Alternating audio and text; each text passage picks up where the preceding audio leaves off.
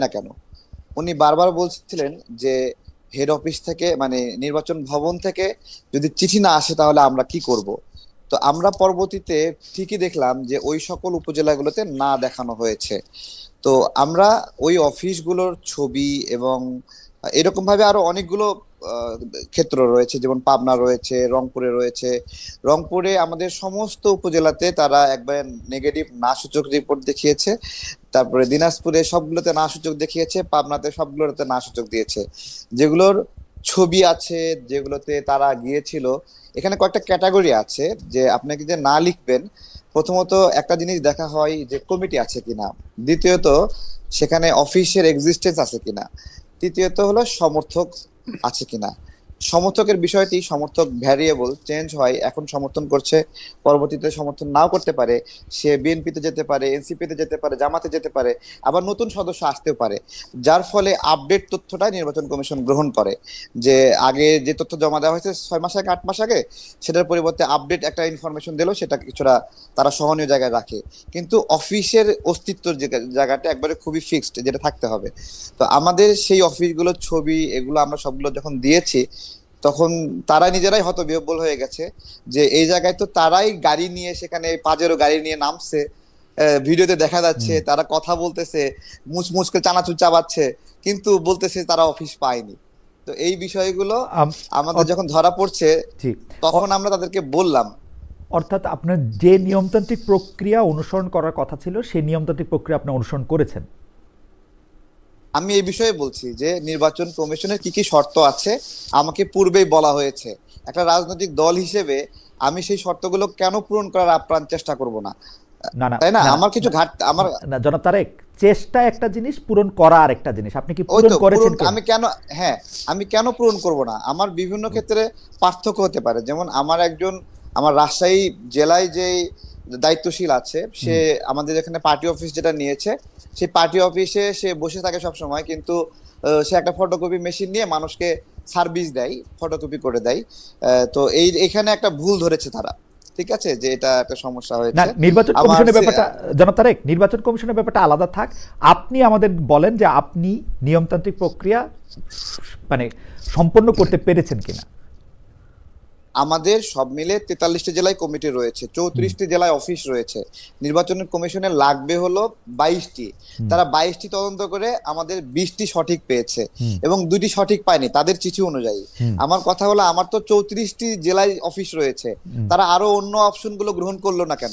ওকে। তারপরে অর্থাৎ আমার আমি 100। যদি আমি যদি আপনার কথা বুঝতে পারি যে আপনি নির্বাচন নিয়মতান্ত্রিক যে প্রক্রিয়া মানে নিবন্ধন পাওয়ার সেটা আপনি অনুসরণ করেছেন, তাই তো? জি, জি, জি। আচ্ছা।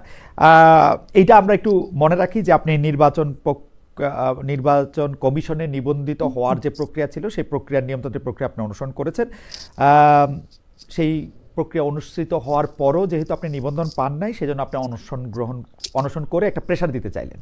আমাদের প্রশ্ন, এই অনশনটা আপনি একা করলেন কেন? আপনার দলের আর কেউ এতে অংশ নিলেন না কেন? দ্বিতীয় প্রশ্ন আর কি এটা। জি, প্রচলিত ভাবেই আমি দেখতাম যে অনেকগুলো রাজনৈতিক দলই নিবন্ধন না পেলে তারা 20 জন, 25 জন, 30 জন এরকম যায় একটা ব্যানার ধরে মিছিল করে। হুম। তারপরে মিছিল করে সেখান থেকে আধা ঘন্টা প্রতিবাদ করে সেখান থেকে চলে যায়, যেভাবে থাকে সেভাবেই থাকে। কিন্তু যেহেতু আমি বাংলাদেশের রাজনীতিতে 18 সালের পর থেকেই, 18 সালের কোটা আন্দোলনে আমি একজন ইনিশিয়েটর, এবং এরপরে অনেকগুলো আন্দোলন, অনেকগুলো জায়গায় আমার কাজ করার সুযোগ হয়েছে। আমি আমার স্বার্থ এবং সামর্থ্য অনুযায়ী আমি এটা করেছি। তো সে জায়গা থেকে আমরা রাজনীতিটা করতে চাই, এবং ওই আধা ঘন্টার প্রতিবাদ করে চলে যেতে হবে এটা আমি চাইনি। সেজন্য আমার জায়গা থেকে আমি মনে হয়েছে যে আমি এখানে আমার এমন একটা প্রক্রিয়া খেয়াল করেছি আমি, যে আমাকে বাদ দেওয়ার একটা চেষ্টা ছিল সব জায়গায়। যেখানে সবগুলো উপজেলা একটা জেলার নেগেটিভ রিপোর্ট দিচ্ছে, এটাকে আমাকে ইন্টেনশনাল মনে হয়েছে, যে যে আমাকে ছেটে ফেলার একটা সিস্টেম। এবং এখানে আমরা যেন নির্বাচনে, আমাদের কিছু মানুষ নির্বাচনে অংশগ্রহণ করতে চাই, তারা আমাকে বলছে, তারেক ভাই এতদিন ধরে আমরা রাজনীতি করছি, আমরা কি নির্বাচনে অংশ নিতে আপনাকে পারবো না এতদিন? জনাব তারেক, আপনাকে ছেটে ফেলার জন্য সবাই এত উদ্গ্রীব হয়ে চেষ্টা করবে কেমনে? আপনি কি ভোটের মাঠে অনেক বড় ফ্যাক্টর? আমি ভোটের মাঠে অনেক বড় ফ্যাক্টর কিনা জানি না, তবে 2018 সালে কোটা আন্দোলনের যে প্রাইমারি ইনিশিয়েটর ওটা আমার ছিল। হুম, 2024 সালে আমাদের সমন্বয়ক ভাইরা যখন আন্দোলনটা বন্ধ করে দিল, হুম, সেই সময় রামপুরা অঞ্চলে কিন্তু আমি আমার সাধ্যমতো আমার ভাই বন্ধু রাজনৈতিক সহযোদ্ধা যারা তাদেরকে নিয়ে হুম। আন্দোলনটা রিস্টোর করার চেষ্টা করেছি, কতটুকু পেরেছি। আমাদের এটা নাগরিকরা বিবেচনা করবে, ওই অঞ্চলের মানুষরা বিবেচনা করবে। তো এখানে অনেকেরই একটু পেইন লাগে আমাকে মনে হয়।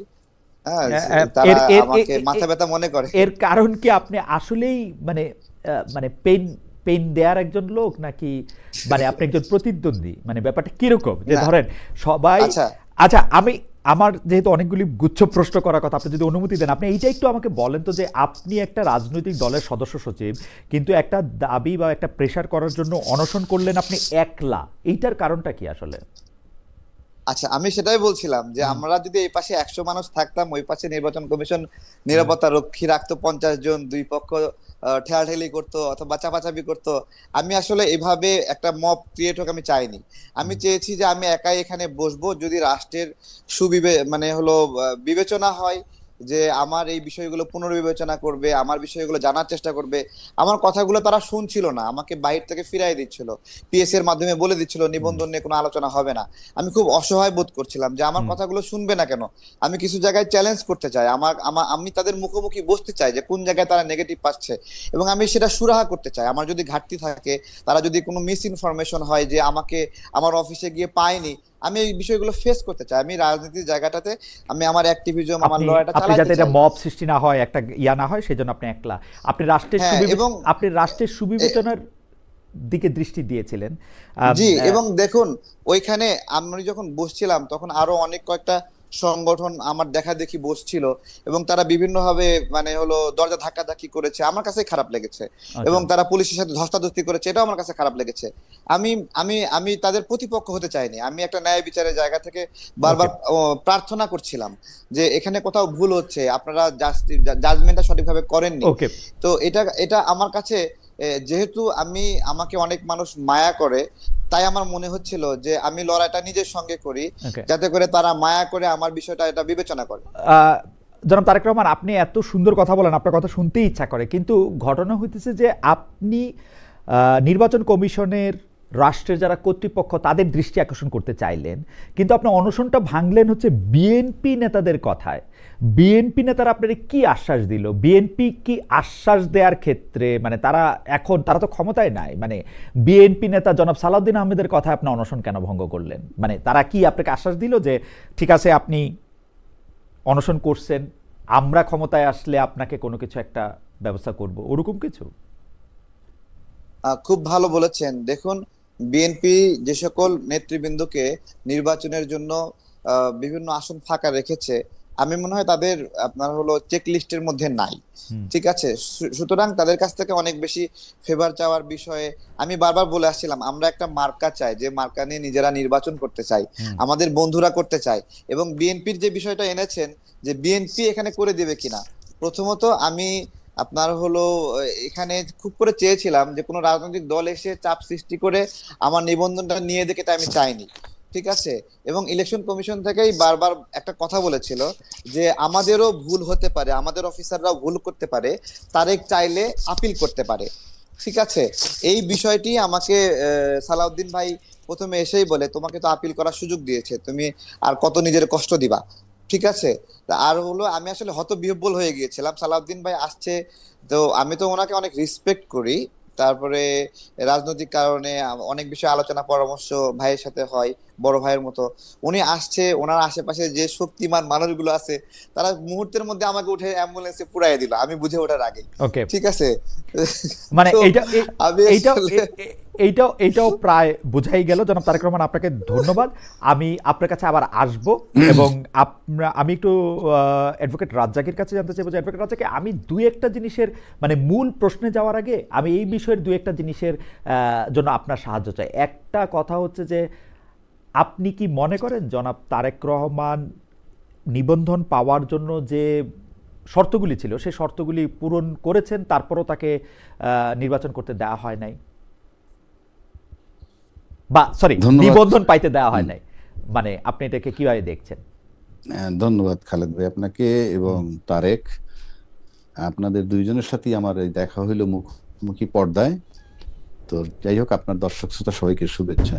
ইনফ্যাক্ট তারেক যে কথাগুলো বলল, তার ভিতর সে আহ, নিয়ম মাফিক সবকিছু করার চেষ্টা করছে এবং কিছু অফিস তারা ভিজিট করছে, যেটা যেভাবে করা দরকার। কোথাও কোথাও যায়নি, আবার কোথাও কোথাও থাকা সত্ত্বেও বলছে যে no no no column fill করে দিতে। তারেকের বক্তব্য, এবং তারেকের বক্তব্যে একটা জিনিস একেবারে পরিষ্কার, যে সে দৃঢ় চিত্তে কিন্তু বলতে পারেনি যে I have fulfilled all the requirement. মানে একেবারে 100% বলতে যা বোঝায়, সেখানে সে বলছে যে হয়তো হয় নাই। আর টোটাল বিষয়টাই in between the demand of the election commission এবং তার নিজস্ব প্রস্তুতি, দুয়ে মিলে। এখন নির্বাচন কমিশনের শর্ত সে পূরণ করবে। আর যদি এমন বিধান আছে না, নর্মাল কোর্সে যেটা হয়, কারণ আমি তারেকের এই বিষয়টা বেশ অনেকদিন ধরেই শুনতেছি, তার এই নিবন্ধন সংক্রান্ত। সেক্ষেত্রে যদি ধরেন কিছু ফুলফিল না করে থাকে, তাহলে তাকে টাইম টু টাইম বলা উচিত ছিল যে তোমার এই রিকোয়ারমেন্টটা ফুলফিল হয় নাই, তো তুমি এটা করো। তারপরে সেগুলা বলা উচিত ছিল, বা বলে সাধারণত। এখন প্রশ্ন হচ্ছে, তারপরে যদি না দিয়ে থাকে এবং যদি in accordance with the demand or rules অনুযায়ী যদি কিছু বাকি থাকে, যেটা শর্ত পূরণ না করলে দিবে না, সেক্ষেত্রে নির্বাচন কমিশন তাকে অফিসিয়ালি জানাইছে কিনা আমি জানি না, না জানায় থাকলে জানানো উচিত ছিল যে এই এই এই এই শর্তে একটা ওকে, নিবন্ধন হয় এবং তার ভিতরে এটা গ্যাপ আছে, সুতরাং তুমি এটা পাচ্ছ না। যদি না পেয়ে থাকে তখন ওই ডিমান্ড, তখন সে যেহেতু অনশনের পথ বেছে নিছে, তার সাথে একটা তার বিনয় প্রকাশ পাইছে যে হ্যাঁ, যে তার রাজনীতি করতে একটা ইচ্ছুক, প্লাস সে একটা রাজনৈতিক দল হইতে ইচ্ছুক, কোনো দলের সাথে সম্পৃক্ত হইতে ইচ্ছুক না। সেক্ষেত্রে সে একটা বিনয়ের একটা মানে বিনয় তৈরি করে পেতে চেয়েছে, সে অনেকটা অ্যাডভোকেট রাজা, কি পেতে আপনি চেয়েছে। তো আপনি তো আমি আপনাকে শুনি, আপনি তো রাজনৈতিক বিশ্লেষকও বটে, আপনার কাছে কি এরকম মনে হয় যেহেতু জনাব তারেক ক্রমাগতভাবে এনসিপির বিভিন্ন দুর্বলতা, সেটি উনার কাছে প্রমাণ আছে কি প্রমাণ নাই সেটি আমি জানি না, বলে থাকেন, সরকারের সাংঘাতিক সমালোচনা করে থাকেন, জামায়াত ইসলামের এগেনস্টে একটা অবস্থান নিয়ে থাকেন, সেই জন্য কি উনার নিবন্ধনটা ঝুলে গেল? কারণ উনি যেটা তুলনা দেন যে উমুক উমুক পার্টি আসলে উনার চেয়েও কম অফিস নিয়ে কম ইয়ে করে নিবন্ধন পাইলো, আপনার কাছে কি এরকম মনে হয় যে উনি কি আসলে না, এনসিপির বিরুদ্ধে ওনার একটা অবস্থান, জামায়াতের বিরুদ্ধে একটা অবস্থান, সরকারের বিরুদ্ধে একটা অবস্থান, এইটার কারণে উনি নমিনেশন পায়, মানে সরি, এই যে এটা বারবার কিন্তু নমিনেশন বলতেছি, মানে নিবন্ধনটা হ্যাঁ, পাইলেন না, এটা এটা কি না না, মনে হয়? এটা কিন্তু আমার কাছে, আমি যদি বলি এটা হাইপোথেসিস হবে, কারণ এটা পিওরলি, এটা আমার পক্ষে বলা খুবই কঠিন। এই কারণে আমি কি করে বলবো এটা একমাত্র, যেমন ধরেন এই যে আমরা একটা কথা বলি যে জুলাই চেতনা ধারণ করে কারা, ফর এক্সাম্পল এই যে জুলাই চেতনা ধারণ করে কারা, এটা নাম্বার ওয়ান, যে ব্যক্তি ধারণ করেন তিনি। নাম্বার টু, এই ব্যক্তি যে ধারণ করেন এটা যারা বিশ্বাস করে। দুইটা ব্যাপার এখানে। আমি যেমন ফর এক্সাম্পল, তারেক জুলাই চেতনা ধারণ করে, এটা তারেকের বক্তব্য ধরে নিলাম আমি, সে ধারণ করে। আর ইন এডিশন আমি যদি বিশ্বাস করি যে সে জুলাই চেতনা ধারণ করে, তাহলে দুয়ে মিলে সোনায় সোহাগা।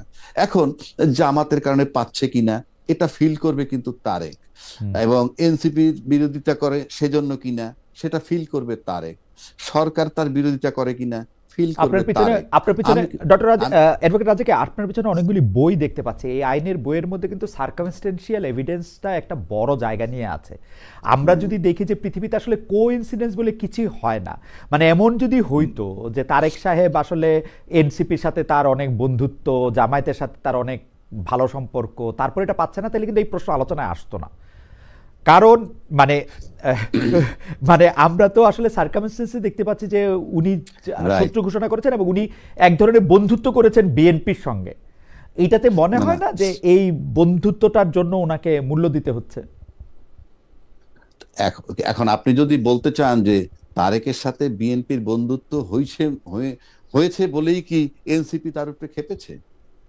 হ্যাঁ, আমি এরকম বলতে চাচ্ছি, কারণ উনি অনশন করতেছেন, এনসিপির কেউ তো তাকে দেখতে গেলেও পারতেন, সরকারের কেউ তো তাকে, কিন্তু বিএনপির অনেক বড় বড় নেতৃবৃন্দকে আমরা দেখেছি। আমরা এনসিপি বা জামাত ইসলামকে দেখি নাই।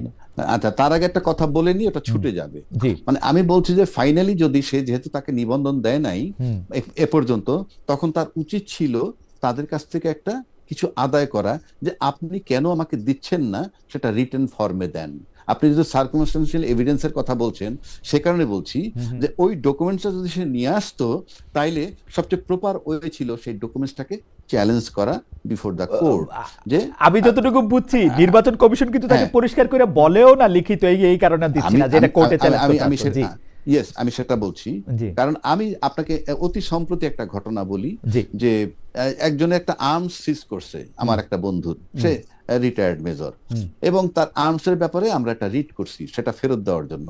ইনফ্যাক্ট সেটা পুলিশ নিল তার কাছ থেকে, অত লম্বা তো বলা যাবে না, নিল, যেভাবেই নিল, একটা ঘটনা ঘটছে, নিল, এবং অস্ত্র গুলি টুলি ছিল না, নিল। এখন পুলিশ তাকে ফাইনালি বলল, হ্যাঁ আপনার কাগজপত্র নিয়ে এসেন, দেখে দিয়ে দিব। কাগজপত্র নিয়ে গেল, দিল না, গেল এসপির কাছে, গেল ডিসির কাছে, কেউই এখন দিচ্ছে না, কোনো অফিসিয়াল একটা চিঠিও দিচ্ছে না। আবার একটা জব্দ তালিকাও বানাইলো, কি যে এটা পরিত্যক্ত অবস্থায় পাওয়া গেছে, ইত্যাদি ইত্যাদি। ফাইনালি রিটে যেতে হলো, এখন একটা শোকজ দিছে। শোকজ দিলে তারা এসে বলবে, বলার পর যদি স্যাটিসফ্যাক্টরি হয় দিবে, আর স্যাটিসফ্যাক্টরি না হলে দিবে না। আমি সেক্ষেত্রে মনে করি যে এই যে নির্বাচন কমিশন দিচ্ছে না, সেক্ষেত্রে এটা নিয়েও সে ইচ্ছা করলে he can appear before the court if it is a fact. GS কেন দিচ্ছে না সেই ডাইরেকশনটা দেন, যে আমি আমার মনে হয় এটা খুবই ভালো একটি পরামর্শ, অ্যাডভোকেট রাজ্জাকি দিয়েছেন, একটা ডাইরেকশন দেন। জি, এই ডাইরেকশনটা নিয়ে এখন উনি যাইতে পারেন, মানে যাইতে পারে। আরেকটা বিষয় আপনি বলছেন যে ওই যে এনসিপির বিরোধী কিনা সে, মানে এনসিপি তাকে তার বিরোধী মনে করে, বিরোধী, হ্যাঁ, উনি সুন্দর করে মিষ্টি ভাষায় সাংঘাতিক অভিযোগ এনসিপির বিরুদ্ধে করেন, মানে সুন্দর করে হেসে মানে কে তারেক করে, হ্যাঁ এনসিপি। আচ্ছা, আমি বলি, এখন প্রশ্ন হচ্ছে এনসিপির সে বিরোধী কেন করতেছে, সেটাও কিন্তু আমার জানা নাই। আর যে তার পক্ষপাতিত্ব করে, সেটাও আমার জানা নাই, 1 নম্বর। 2 নম্বর হচ্ছে, আমরা যদি আমি ব্যক্তিগতভাবে আপনি আমাকে জিজ্ঞেস করেন, আমরা কিন্তু জুলাই চেতনায় সবাই বিশ্বাসী, মানে আমরা আন্দোলন করেছি, দলমত নির্বিশেষে আমরা সবাই বলি। আপনি তো আইনের ছাত্র, আমি সাংবাদিকতার ছাত্র, সাংবাদিকতা না, বাট আপনি আমরা সবাই আইনের নিচেই আছি আর কি, সেই হিসাবে বলতে পারেন। হ্যাঁ, আইনের ভিতরে আছেন, আপনি ম্যাজিস্ট্রেসিতে ছিলেন, তারপরে আপনি আপনাকে আইন ডিল করতে হয়, এবং সাংবাদিকরা কিন্তু ভালো আইন বোঝে। সেক্ষেত্রে আমি বলছি যে জনের একটা rape case for example, victim বা আপনি 326 একজন কোপ দিয়ে হাত কেটে ফেলছে, সেই ভিকটিম কিন্তু জীবিত। এখন কোর্টে যদি সেই ভিকটিমও দাঁড়ায়, আর ডকে যদি 10টা আসামি দাঁড় করায়, তখন ভিকটিম যদি বলে যে কে তাকে কোপ দিছে, ভিকটিম কিন্তু বলতে পারে যে কোপটা কে দিছে, যদি দেখাইতে পারে কেন কোপ দিছে, সেকেন্ড কোশ্চেন। এই যে কোপটা দিছে মিস্টার এক্স, এখান থেকে তার ছুটে যাওয়া খুব কষ্ট, সেই অর্থে বলছি। এখন জুলাই আন্দোলন যারা আমরা করছি, আপনি শুনে নেন, জুলাই আন্দোলন যারা আমরা করছি, সেখানে জুলাই আন্দোলনের যাকে তাড়ানো হয়েছে আন্দোলনের নামে, সে কিন্তু ভিকটিম, এবং তিনি কিন্তু জীবিত আছেন। তো she is only the authority. উনি যাকে বলবেন যে জুলাই আন্দোলনে কাদের রোল সবচেয়ে বেশি ছিল, সেই বোধহয় জুলাই চেতনার পক্ষের সনদটা পেতে পারেন না। অ্যাডভোকেট রাজ্জাকি, আমি আসলে আপনার এই বক্তব্যের সাথে বিনয়ের সাথে ডিফার করি, কারণ আমরা এই বাংলাদেশেই মানে আপনি যেহেতু আমার একটু ম্যাজিস্ট্রেসি পরিচয় দিলেন, আমরা দেখেছি যে ভিকটিমও অনেক সময় তার আসল শত্রুকে ফাঁসানোর জন্য অনেক রকম করে সত্য মিথ্যা বলে, মানে ভিকটিম যে সবসময় সত্য বলে ব্যাপারটা ওরকম নাও হইতে পারে আর কি। সেই জন্য আমি এই কথাটা, এই একটা ছোট্ট কেভিয়েট দিয়ে রাখলাম, এই একটা ছোট্ট কেভিয়েট আমিও দিয়ে রাখি। ভিকটিম যখন যেমন 164 স্টেটমেন্ট দিয়ে দেয়, দিলেই কাজ হয় না, বাট প্রাথমিকভাবে ভিকটিমের স্টেটমেন্ট দেওয়ার পর ওটার উপরে জেরা আপনি ক্রিমিনাল লয়ার ছিলেন ডক্টর অ্যাডভোকেট রাজ্জাকি। 164 এর আসলে আমি বাংলাদেশে 164 এর আধা পয়সা দাম আমার কাছে নাই, কারণ এটা 100 বার আপনি যদি না তাহলে আপনি তো ওইভাবে বলেন, তাহলে আপনি বাংলাদেশে রাজনৈতিক নেতাদের কোন কথাটার মানে বিশ্বাস করতে পারবেন, আমি বিটুইন দ্য লাইনস দিতে পারবেন, আমি বিটুইন দ্য লাইনস দেখতে চেষ্টা করি, মানে কোন কথাটা ফার্ম ডিটারমিনেশন নিতে পারবেন। ইয়েস, কারণ আমি 53 বছর ধরে আমরা একটা কথা শুনে আসছি, হুম, রাজনীতিতে শেষ কথা বলতে কিছু নাই। এই যে শেষ কথা বলতে কিছু নাই, this term is not acceptable. না, পৃথিবীতে কোনো কিছুতেই শেষ কথা বলে কিছু নাই, ছোট গল্পেও নাই, রাজনীতিতেও রাইট। নাই, অর্থনীতিতেও নাই, সমাজনীতিতেও নাই, বিবাহ নীতিতেও নাই, প্রেমেও নাই, কোথাও নাই ভাই। এটা আসলে বলা হয়, এটা বলার জন্যই। না আমি আসছি না আপনার কাছে। খালেদ ভাই, একটু একটু দ্বিমত করছি আপনার কি সাথে। আর কোথায় শেষ আপনি কথা আছে যদি বলেন বলেন তো? আপনার, আর কোথায় শেষ না কথা না আছে বলেন না তো? না, আমি একটা কথা বলি, আমি জি, বলি জি, আপনি, আপনার ফ্যামিলি লাইফ আছে, আমার ফ্যামিলি লাইফ আছে। দেখা গেল জি। আমার ছেলেকে যদি আমি একটা বিষয় নিয়ে সকালে একরকম কথা বলি, সন্ধ্যা একরকম কথা বলি, পরদিন আর একরকম কথা বলি, আর যদি বলি বাবা শেষ বলতে কিছু নাই, it will not be accepted, simple. সুতরাং আপনি ওইভাবে চর্চা করলে আমি আবার ফ্যামিলি, আমি আবার আইনের কাছে যাই। যেমন ধরেন আপনি আপনার উত্তরাধিকারের জন্য উইল করে যান না, সেটা কি শেষ উইল? এই না না, পৃথিবীতে শেষ উত্তরাধিকারের উইল উইল বলে কিন্তু কতটুকু কিছু করা নাই। যায়? এই পৃথিবীতে না শেষ না, উইল বলে কিন্তু উত্তরাধিকারের কিছু নাই। উইল আমি বলছি কতটুকু করা যায়? বিধান মোতাবেক করলে সেই উইল থাকে। কিন্তু শেষ যাই উইল হোক, বলে কিন্তু কিছু নাই। যাই হোক, হাওয়েভার, শেষ, শেষ উইল বলে কিছু নাই, আমার কাছে শেষ কথা বলেও কিছু নাই সব ক্ষেত্রে। কিন্তু জনাব তারেক, আমি আপনার কাছে আসতে চাই যে জনাব রাজ্জাকী আপনাকে আসলে একটা পথ দেখাইছেন যে আপনাকে আসলে ঠিক কাগজেরও দরকার নাই, কেন তারা কাগজ দিচ্ছেন না সেটাও আপনি চ্যালেঞ্জ করতে পারেন, কিন্তু সেটা অন্য কথা। কিন্তু আমরা কিন্তু আপনাকে দেখি জনাব তারেক রহমান, আপনি খুবই মানে, আমি জানি না আপনার কাছে কতটুকু মানে ফ্যাক্ট থাকে, আপনি ফ্যাক্টে বেস করে কিনা আপনি বলতেছেন, কিন্তু আপনার বলার কথা এরকম বলছেন যে সবাই মিলে হয়তো আপনাকে চাচ্ছে, যে আপনাকে পেইন মনে করতেছে। কিন্তু আমি যদি একটা ছোট্ট উদাহরণ আপনার কাছে জানতে চাই, আপনি যখন অনশন করতেছিলেন, আপনি এই রাষ্ট্রের, এই সরকারের একজন প্রধান ব্যক্তি, যিনি, তাকে আপনি যে ভাষায় আপনি বকাবকি করলেন, গালাগালি করলেন, বা যে ভাষা আপনি তাকে সম্বোধন করলেন, এটা কি ঠিক আছে? মানে is it okay for you, জনাব তারেক? জি, অনেক ধন্যবাদ। আমি যখন অনশনে ছিলাম, হুম, এটা 134 ঘন্টা। হুম, আমি ওই দিন সকালবেলায় আমি অনেকটা নিজের নিজের শরীরের উপরে নিয়ন্ত্রণটা অনেকটা হারিয়ে ফেলি, এবং শরীর, মস্তিষ্ক, চিন্তার উপরে। এবং এর ফলে আমি শুধু ডক্টর ইউনূস না, ইলেকশন কমিশনের ব্যক্তিবর্গের বিরুদ্ধেও আমি অনেক রাগারাগি করি।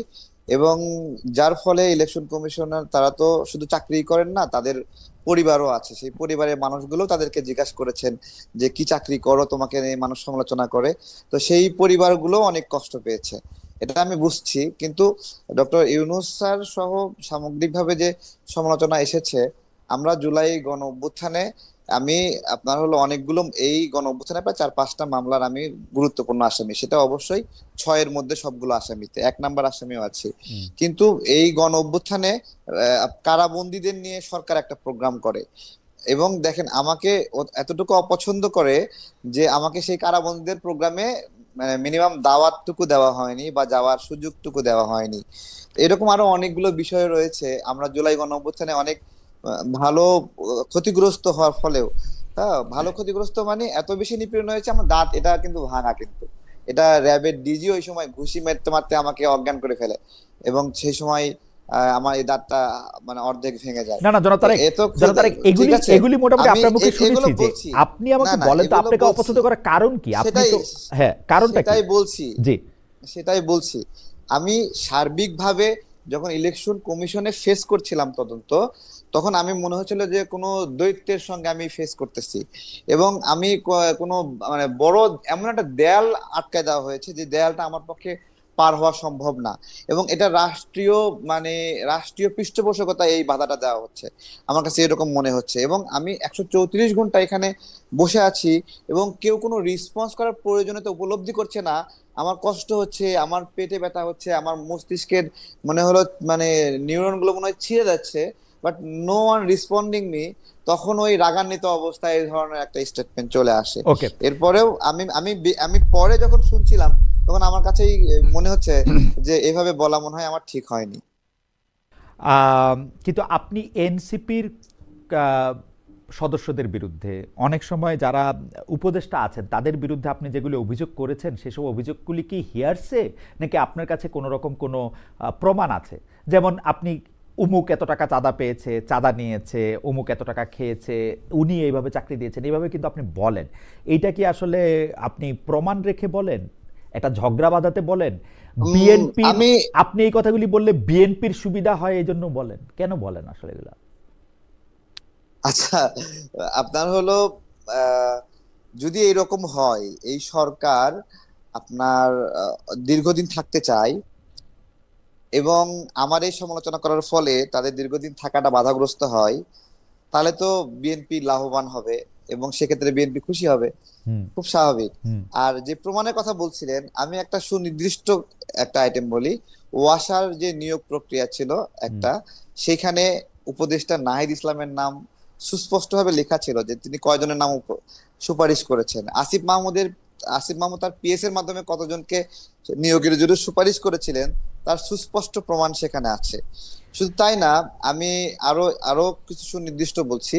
একজন সচিব আছেন যিনি জেল থেকে একটা প্রতিষ্ঠান চালাচ্ছেন, আপনার হলো তাকে কয়েকশো কোটি টাকার একটা প্রজেক্ট আসিফ মাহমুদ দিয়েছে, ঠিক আছে? এবং আসিফ মাহমুদ দেখেন নিজে বলছে যে এই সময়ে এসে 10 থেকে 20 কোটি টাকা না হলে নির্বাচন করা যায় না। তাহলে সে এখন বলছে ঢাকা 10-এ নির্বাচন করবে। হুম। আমার প্রশ্ন হলো, তাহলে কি তার 10-20 কোটি টাকা সংগ্রহ হয়ে না না, গেছে? এই সে এইভাবে তো অঙ্ক ঠিক মিলে না। আছে, প্রথম কথা আমি বলি, না ওয়াসার অঙ্ক নিয়োগ মিলবে নিয়ে, না। ওয়াসার নিয়োগ নিয়ে আপনি জি, যে কথা বলেছেন, যে একজন উপদেষ্টা বা একটা রাজনৈতিক দলের নেতা হিসাবেও যদি আমি চিন্তা করি, বা একটা আন্দোলনের নেতা হিসাবে, উনারা কি মাস্টার রোলে 10 জন 20 জন 100 জন লোকের নিয়োগের কথা সুপারিশ করতে পারবেন না? উনারা তো ওয়াসায় যে আমি নিয়োগের কথা বলা হচ্ছে আরেকটা সেগুলি মাস্টার রোল, স্থায়ী চাকরি না, দেখুন, সেই কথাই বারবার বলা, মানে হ্যাঁ, মানে সবচেয়ে বড় আমি দুর্নীতি হিসাবে। সেটাই আপনারা আপনারা অবশ্যই মাঝে মাঝে প্রেস ক্লাবে দেখেন হুম। যে আউটসোর্সিং এর মাধ্যমে নিয়োগ পাওয়া লোকগুলো চাকরি হুম। স্থায়ীকরণের জন্য আন্দোলন সংগ্রাম করে চাকরি স্থায়ী করে নেয়। এটা একটা স্বাভাবিক রাজনৈতিক নিয়োগ যেগুলোকে চাকরিতে স্থায়ী করা হয়। আমি শুধু ওই ওয়াসার বিষয়ে বা এগুলোর বিষয়ে না, আসিফ মাহমুদ একটা বক্তব্য দিয়েছিল 78,000 মানুষকে তারা কর্মসংস্থান দিয়েছে, নিয়োগ দিয়েছে। আমার প্রশ্ন হলো যে বিসিএস এর মাধ্যমে বা বিভিন্ন মাধ্যমে যে নিয়োগগুলো হয়, এই গণঅভ্যুত্থানের পরে খুব কমই ফেয়ারলি সেই রিক্রুটমেন্ট গুলো চালু ছিল। তাহলে 78,000 রিক্রুটমেন্ট উনি 3 মাস নিয়োগে, এই সরকার গঠনের প্রায় 3 থেকে 4 মাসের মধ্যে উনি বলেছিলেন যে এইরকম ভাবে হুম। এই 78,000 নিয়োগ দিয়েছেন। আমার প্রশ্ন, সেটা কোন রিক্রুটমেন্টের মাধ্যমে দিয়েছেন এবং সেই জায়গায় বাংলাদেশের নাগরিকরা তাদের ফেয়ার প্রতিযোগিতার মাধ্যমে নিয়োগের অধিকার পেয়েছিল কিনা? ওকে। আহ, আহ, তবে আমার কাছে মনে হয় জনাব তারেক রহমান, আমরা যদি একজন রাজনীতিবিদ যখন আরেকটা রাজনীতিবিদের বিরুদ্ধে কোনো অভিযোগ করে, নিশ্চয়ই এটার মধ্যে তার কাছে একটা ফেয়ার, মানে শুধু অনুমান না, তাকে দেখতে না পারা না, মানে তার কাছে একটা প্রমাণপত্র থাকবে। আমরা আগের রাজনীতি তো আর দেখতে চাই না আপনাদের মধ্যে, সেটাও কিছু আপনার তো একটু মনে রাখবেন। আছেই, জি। আমি বলছি দেখেন, কিছু কিছু তো দুর্বৃত্তায়ন আছেই। হুম। আপনার হলো সে তার আসিফ মাহমুদ তার পিএস কে যখন দুদকে তলব করলো, তার এনআইডি হুম। কার্ড লক করলো, ঠিক আছে? তো এগুলো সব তো বায়বীয় না, ওকে। তাই না? এগুলো সবগুলো যদি বায়বীয় বলে দেন তাহলে তাহলে দুর্নীতির বিরুদ্ধে আর কেউ কথাই বলবে না। আম, ঠিক আছে, আমি একটু অ্যাডভোকেট রাজাকে আপনার আর কাছে এটা আসি। কি আর জি। এটা কি এক্স্যাক্টলি আপনার হলো একটা লোক ক্ষমতায় আছে, দায়িত্ব পালন করছে, এক্স্যাক্টলি তার বিরুদ্ধে আপনি অকাট্য দলিল, আপনি আপনার হলো পেন টু পেপারস আপনি পাবেন না, ঠিক আছে? অনেক কিছু না পাইলে আমি আহ, বলবো না কিছু, সীমে না পাইলে আমি হ্যাঁ এরকম করে কিছু, তাকে দুর্নীতিগ্রস্ত কিন্তু বলবো না আর কি। না না না না, কিন্তু যে জিনিসগুলো, যে ছোট ছোট পয়েন্টস গুলো বের হয়ে আসছে, আপনি সেই পয়েন্টস গুলো নিয়ে আলোচনা করবেন নাকি মানে কাঁথা দিয়ে ঢেকে রাখবেন, না, সেটা তো যেমন একটা আমি ডিসিশন একটা নিতে হবে। অনুষ্ঠানে, আমি শুনতেছিলাম যে আপনি বলতেছিলেন যে উমুক যে এত কোটি টাকা খায় দুবাইতে টাকা পাচার করছে, সেটা আমি জানি, কিন্তু আপনি আসলে কি জানেন সেটাও যদি আমাদেরকে একটু বলতেন, আহ, দুবাইতে বা অন্য কোনো মানে দেশে, রাইট? না না, আমি আমি আপনাকে বলছি, আমি কোন উপদেষ্টা দুবাইয়ে টাকা পাচার করেছে এই ধরনের বক্তব্য দিইনি, এটা তো অন্য কেউ দিয়েছে। হুম। বেসিক্যালি আরাফ খান অ্যারেস্ট হয়েছে, সেই বিষয়ে একটা নিউজ হয়েছে হুম। যে আরাফ খানকে কোন একটা উপদেষ্টা টাকা পাঠিয়েছে বা হুম। টাকা পাচার করেছে সেটা, কিন্তু এই স্টেটমেন্টটা আমি দেইনি, আমি নিউজে দেখেছি, এখনো দেই নাই, ঠিক আছে? তবে আসিফ মাহমুদ এই গণ অভ্যুত্থানের পর পর দুবাইয়ে যান হুম। এবং দুবাইয়ে গিয়ে ওখানে আওয়ামী পন্থী অনেকগুলো নেতার সঙ্গে সেখানে বসেন, আহ, তাদের সাথে মিটিং করেন, তাদের কাছ থেকে স্বর্ণেচের উপহার নেন এবং সেই এই শুভেচ্ছা ফুল নেওয়া দেওয়া এগুলোর ছবি আছে, এগুলো ওকে। সামাজিক যোগাযোগ মাধ্যমে অলরেডি ভাইরাল হয়েছে সেই সময়। সামাজিক যোগাযোগ মাধ্যমে তো, মানে ঠিক আছে জনাব তারেক রহমান, আমি আপনার কাছে আসবো আবার। আমি অ্যাডভোকেট রাজ্জাকের কাছে একটু যেতে চাই। অ্যাডভোকেট রাজ্জাকি, আপনার কাছে যাওয়ার আগে আমি একটা দর্শকদের কাছে একটা জনমত জরিপ চেয়েছিলাম যে কার্যক্রম নিষিদ্ধ আওয়ামী লীগের ঢাকা লকডাউন নিয়ে কোনো শঙ্কা নেই, এমন মন্তব্য করছেন স্বরাষ্ট্র উপদেষ্টা জাহাঙ্গীর আলম চৌধুরী। দর্শকদের কাছে আমরা জানতে চেয়েছিলাম তার কথা আস্থা রাখা যায় কিনা। শতকরা 70% মনে করছেন যে তার কথা আস্থা রাখা যায়, শতকরা 30% মনে করছেন তার কথা আস্থা রাখা যাচ্ছে না। 29,000 দর্শক এখানে ভোট দিয়েছেন। আমি একটু অ্যাডভোকেট রাজ্জাকি আপনার কাছে জানতে চাইবো যে জুলাই সনদ নিয়ে অনৈক্য, গণভোট নিয়ে ভিন্ন মত, চলমান সংবিধান নাকি নতুন সংবিধান, এসব বিষয় যে ঝুলে আছে, এগুলি নিয়ে অন্তর্বর্তী সরকার শেষ পর্যন্ত ঐক্যমত তৈরি করতে পারলো না কেন? জাতীয় ঐক্যমত কমিশন কেন হাল ছেড়ে দিয়েই বলা যায় বিদায় নিল?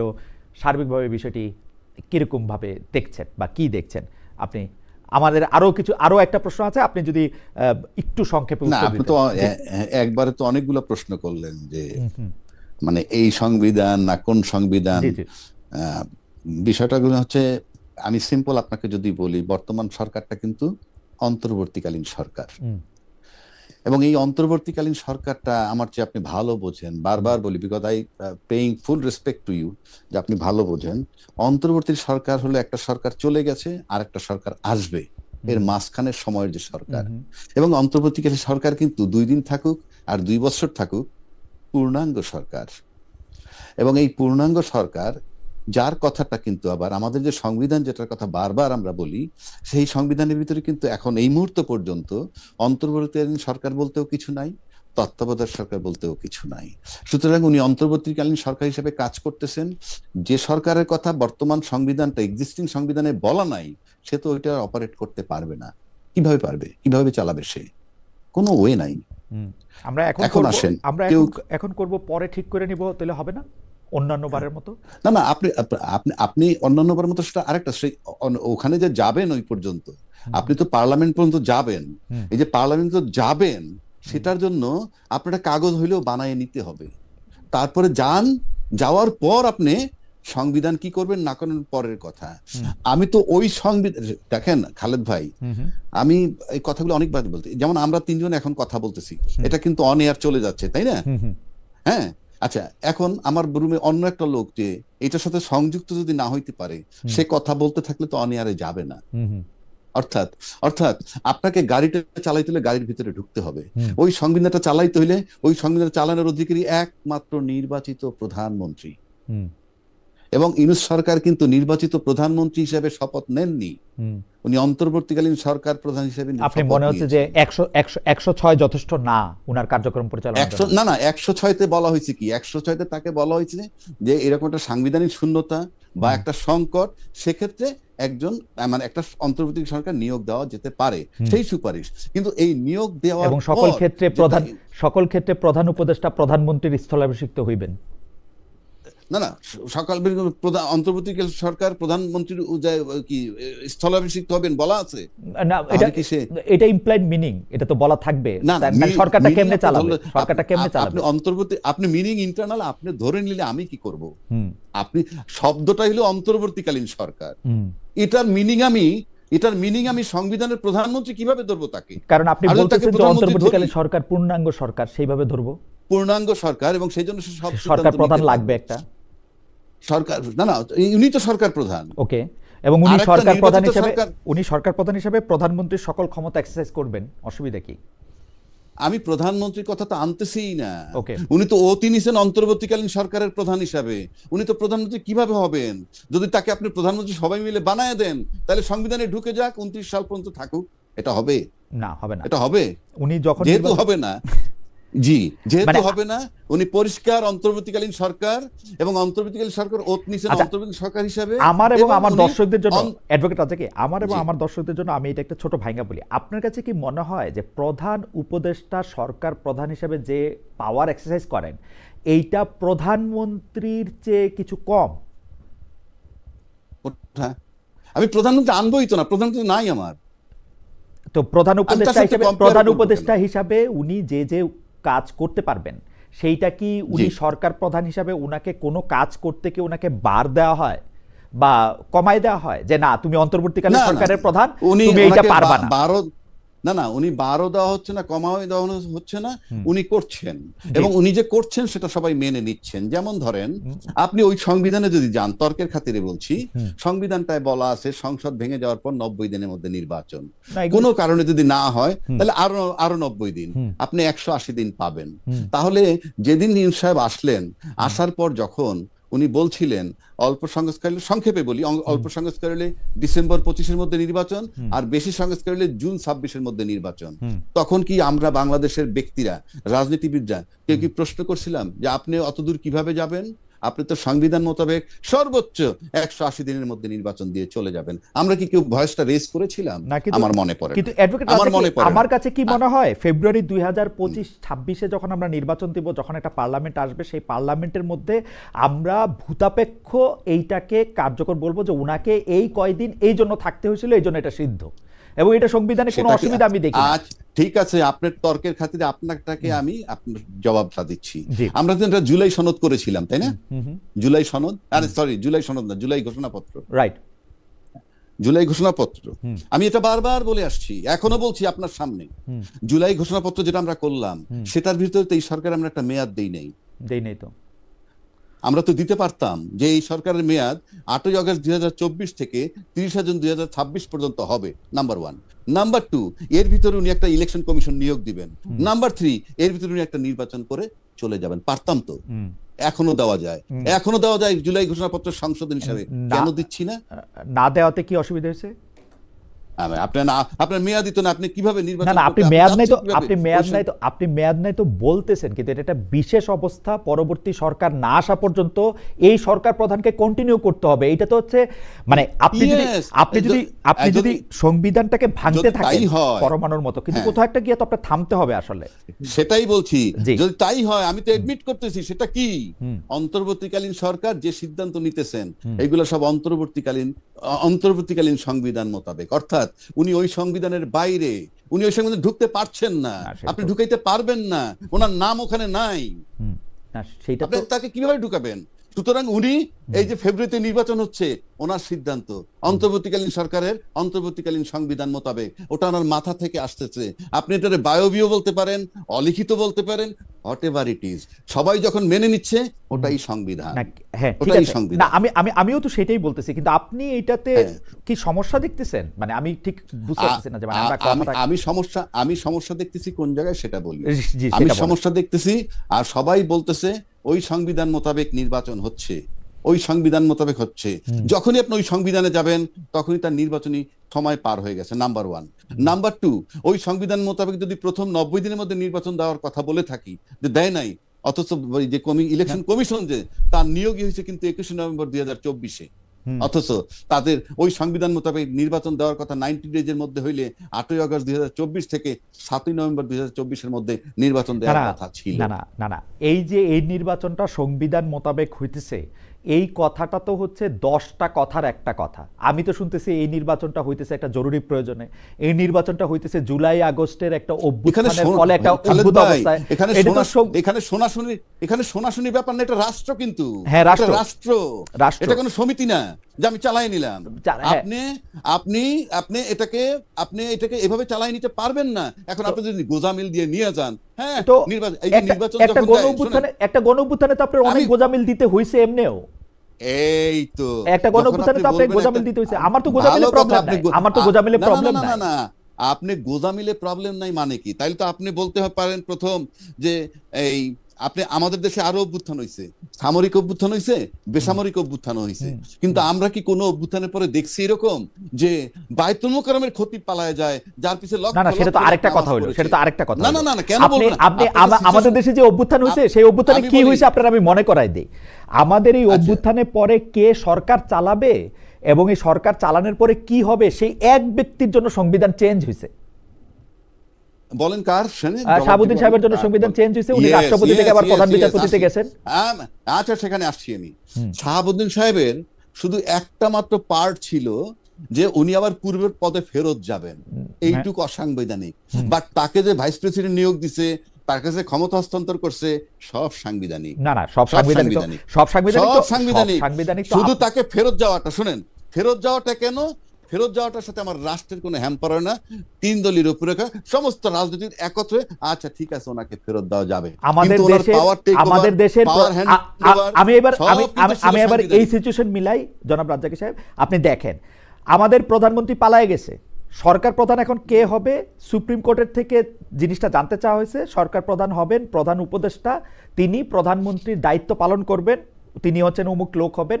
এই একটু জায়গায় সংবিধানের ব্যত্যয় হয়েছে, এটা আবার পরে সংবিধানে ঠিক করেও নেওয়া যাবে, এটা এমন কিছু জিনিস না। নির্বাহীর দায়িত্ব পালন করবেন জি প্রধানমন্ত্রী না, রাষ্ট্রের প্রধান নির্বাহীর দায়িত্ব পালন করবেন। হ্যাঁ, রাষ্ট্রের প্রধান সরকারের নির্বাহী প্রধান পার্থক্য নির্বাহীর কি? দায়িত্ব। পার্থক্য কি প্রধানমন্ত্রীর দায়িত্ব আর প্রধান নির্বাহীর দায়িত্ব? আপনি তাহলে আপনি ইউনূস সাহেবকে কি প্রধানমন্ত্রী বলতে চান কিনা? এটা আগে আমি বলুন। প্রধান উপদেষ্টাই বলতে চাই, নামে কিছু আসে যায় না, উনি প্রধানমন্ত্রীর প্রধান দায়িত্ব পালন উপদেষ্টা আপনি করছেন। প্রধানমন্ত্রীর জায়গায় ঢুকাবেন কেমনে তাকে? ঢুকাইতেছি তো, আপনি উনি আপনি সরকার শুনেন, প্রধান তো, আপনি সরকার প্রধান তো। রিভলভারের বক্সে পিস্তল ঢুকাবেন কেমনে? না না না, ও তো আপনি, আপনার সাথে তো আমি আইনি কুটতর্কে আমি যাব না, কিন্তু আপনি আমাকে এই কথা বলেন, দিস ইজ নট কুটতর্ক। আপনি আমাকে বলেন, আপনাকে বলেন, আমি তো একটা সরল প্রশ্ন করছি যে সরকার প্রধান হিসাবে ডক্টর ইউনূস সাহেবের ক্ষমতা কোন প্রধানমন্ত্রী থেকে কম কিনা? প্রধানমন্ত্রী কোন প্রধানমন্ত্রী? কোন প্রধানমন্ত্রী, বাংলাদেশে যত প্রধানমন্ত্রী হয়েছে তাদের কারো থেকে কম কিনা? আপনি না না না না না না না, আপনি অন্য প্রধানমন্ত্রী টানবো কেন? এটা তো বায়বীয় বিষয় না। আপনি যখন তুলনা করেন আপনি তো একটা একটা, হ্যাঁ সরকারের প্রধান নির্বাহী, প্রধানমন্ত্রীও সরকারের প্রধান নির্বাহী।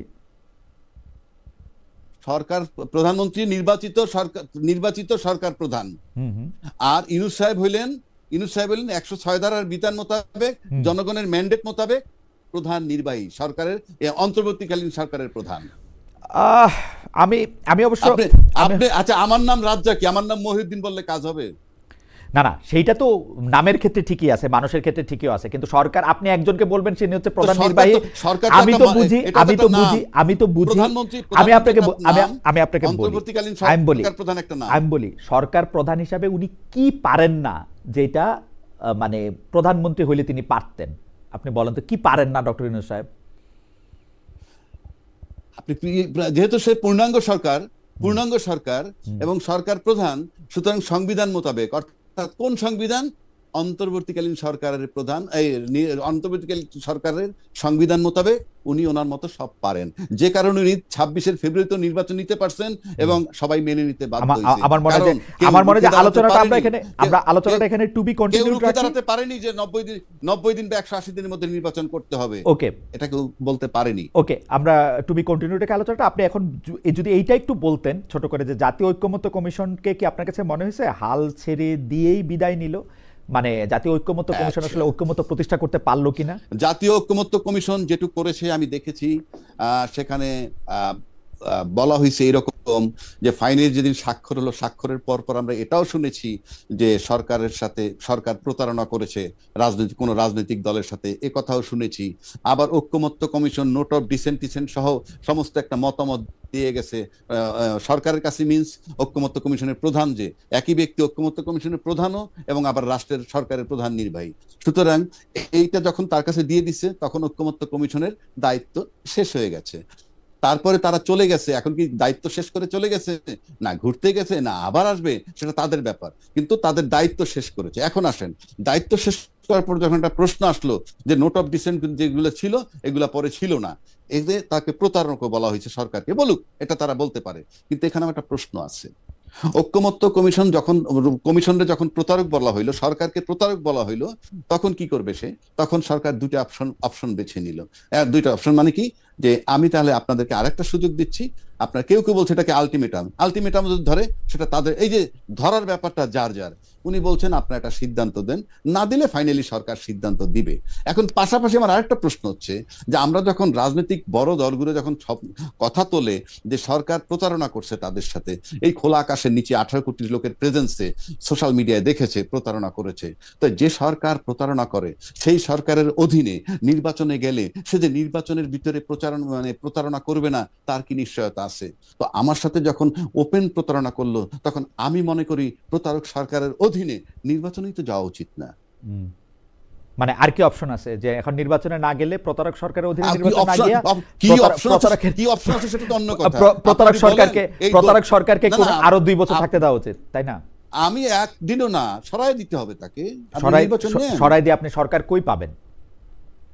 তো সবই তো সব। তাইলে আমাদের দায়িত্ব কি ছিল? 7টা মাস যখন আমরা একে একে বসলাম, 100% ব্যর্থ সরকার, এনজিও সরকার, তাকে দিয়ে কোনো কাজে লাগবে না, আমাদের ব্যর্থ। কিন্তু আমরা কি ঐক্যমত্যে যেতে পেরেছিলাম? না, আমাদের কাছে দলগুলো সরকার ব্যর্থ হইতে পারে, কিন্তু সেইটাই আমাদের কাছে বেস্ট চয়েস ছিল আসলে সেই মুহূর্তে। আমাদের কোনো উপায় ছিল না, কারণ হচ্ছে যে একটা দেশের সরকার পালায় গেছে, আমাদের কোনো উপায় ছিল না। ডক্টর ইউনূস আমাদের একমাত্র উপায়। ইয়েস, এই সরকার যে আমাদের কাছে বেস্ট অপশন ছিল, এবং এই সরকার যে একেবারেই গ্রহণযোগ্য নয়, এই দুইটার মেয়াদ কখন বুঝলাম আমাদের বেস্ট অপশন? কখন বুঝলাম যে এটা আমাদের বেস্ট অপশন, এবং কখন বুঝলাম এই সরকার আমাদের কিন্তু অযোগ্য? আমরা মনে করছি এই সরকার আমাদের বেস্ট অপশন ছিল, পাশাপাশি আমরা এও মনে করছি এই সরকারকে ইলেকশন দিতে হবে, এবং এই সরকার ইলেকশন দিতে সময় নিজে ইলেকশনে দাঁড়াবে না, এটুকু আমাদের চাওয়া ছিল। কারণ শেখ হাসিনা গত কয়েক বছর ইলেকশন করছে, নিজে ইলেকশনে দাঁড়ায়, তার জন্য ইলেকশন সুষ্ঠু হয় নাই। আমরা এরকম একটা সরকার চাইছিলাম যে নিজে ইলেকশনে দাঁড়াবে না, দাঁড়ায় একটা ইলেকশন দিবে।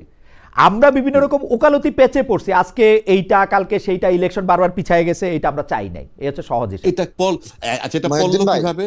আচ্ছা, আপনি যদি মহিউদ্দিন ভাই প্রতারিত হন আমার কাছ থেকে, হ্যাঁ না, আমি প্রতারিত শব্দটা ইউজ করব না, আমি বলবো যে অযোগ্যতা, অসমানতা। হ্যাঁ, আমি তারেক সাহেবের কাছে আসবো। জি, আমরা বলি, তারেক যদি আমার কাছে প্রতারিত হয়, কথার কথা বলছি, প্রতারিত হইলে এটা কি তার কোয়ালিটি যে আমাকে প্রতারণা করছে রাজ্জাকি সাহেব, নাকি ডিসকোয়ালিফিকেশন? আপনি বুঝতে পারবেন না কেন যে আপনার সাথে প্রতারিত হচ্ছে? না, আমি বুঝতে পারি না তা কিন্তু না, মানে আমি প্রতারিত হইলে আমি বুঝতে পারতাম, কিন্তু প্রতারণা শব্দটা আপনি ব্যবহার করতেছেন, আমি ব্যবহার করতেছি না। তারেক সাহেব কি ব্যবহার করতেছে, তারেক সাহেব কি করতেছে সেটা তারেক সাহেবের কাছে একটু জানি। জনাব তারেক, আপনি এই তারেক সাহেবকে আমি বলছি, হ্যাঁ জি, জনাব তারেকের কাছে একটু শুনি। জনাব তারেক এখানে বলতে চাইতেছিলেন, জনাব তারেক আপনি বলেন। জি জি, আমরা দেখেন, আমরা তো ভোটাধিকারের জন্য লড়াই করেছি শেখ হাসিনার সময়ে, যে আমাদের এটা হচ্ছে না। যিনি সরকারে থাকবেন তিনি আবার এমপি নির্বাচনে যাবেন, এবং তিনি সরকারে থেকেই তিনি নির্বাচনের আয়োজক এবং তিনি এমপি প্রার্থী। এটাই তো সমস্যা ছিল। তো এই কাজটা তো এই সরকারও করছে, তারা নিজেরাই এমপি হওয়ার জন্য খায়েশ জ্ঞাপন করছে, এবং এখানে বিএনপি করছে না। তো জনাব তারেক, আপনি খায়েশ জ্ঞাপন করছে না তো? না, ওনারা পদত্যাগ করে নির্বাচন করবেন। আমরা তো শেখ হাসিনাকে, যেমন আমার মনে আছে, আমি শেখ হাসিনাকে বলছিলাম যে আপনি চেয়ারটা ছাইরে নির্বাচন করেন, দরকার হলে শেখ রেহানাকে প্রধান নির্বাচন কমিশনার বানান। ওইটা উনি করেন নাই, কিন্তু প্রধানমন্ত্রী থেকে ইলেকশন করছে। কিন্তু আপনি মনে করে থাকেন, একটু বলি। জি, না দেখুন, আপনার এই সরকার গঠিত হওয়ার সময় বিএনপি করা একটা লোক কেন এই সরকারে অংশ হয়নি, বা জামাত করা একটা লোক সরাসরি এই সরকারে কেন পার্ট হয়নি? ঠিক একইভাবে যারা এই যে ছাত্র উপদেষ্টারা আছে, আপনি বলতে পারেন জুলাই গণঅভ্যুত্থানের কারণে তাদেরকে এখানে সুযোগ দিতে হবে, কিন্তু তারা তো ওই ধরনের একটা কমিটমেন্টেই ছিল। বা আমাদের কোনো ইন্টারিম গভর্নমেন্ট, তত্ত্বাবধায়ক সরকার, তারা কি কোনো উপদেষ্টা কখনো নির্বাচন করতে চেয়েছে? বা এখানে ধরেন আসিফ মাহমুদের ক্ষেত্রে আপনি মেনে নিচ্ছেন, নাহিদের ক্ষেত্রে মেনে নিচ্ছেন, অথবা বিএনপি জুলাই স্পিরিটকে ধারণ করার জন্য বলতে চান না, ছেলে 2-3টা নির্বাচন করবে, করুক, বাট এটা তো একটা নীতি বহির্ভূত কাজ।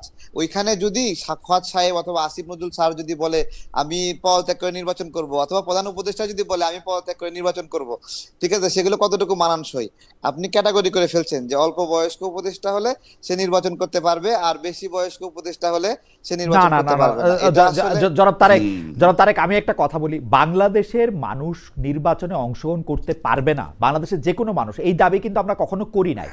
আমরা বরাবর দাবি করছি আপনি ইলেকশন করেন, চেয়ার ছেড়ে দিয়ে ইলেকশন করেন। এখন জনাব আসিফ মোহাম্মদ সজীব ভুঁইয়া হোক আর ডক্টর মোহাম্মদ ইউনূস হোক, ওনারা যদি চেয়ার ছেড়ে দিয়ে ইলেকশন করেন, আপনি তাদেরকে কেন দোষ দিবেন? চেয়ার ছেড়ে দিয়ে ইলেকশন করবে তো। শুনেন, এই সরকারটা আসলে ওই আপনার কোন রাজনৈতিক সরকার হিসেবে রাজনৈতিক প্রতিনিধিরা এই সরকারটা গঠন করেনি। যারা রাজনীতি করবে তারা এখন যদি এই জায়গাতে, এবং সে যদি দেখেন সে রাজনীতি করার উদ্দেশ্যে নিজ এলাকায় আপনার হলো বড় একটা বাজেট নিচ্ছে, এবং এটা নির্বাচনের আগে সে মহান হওয়ার চেষ্টা করতেছে সরকারি টাকা দিয়ে, সরকারি টাকা খরচ করে। এগুলোকে আপনি পজিটিভলি নিতে পারেন, কিন্তু আমি নিতে পারছি না।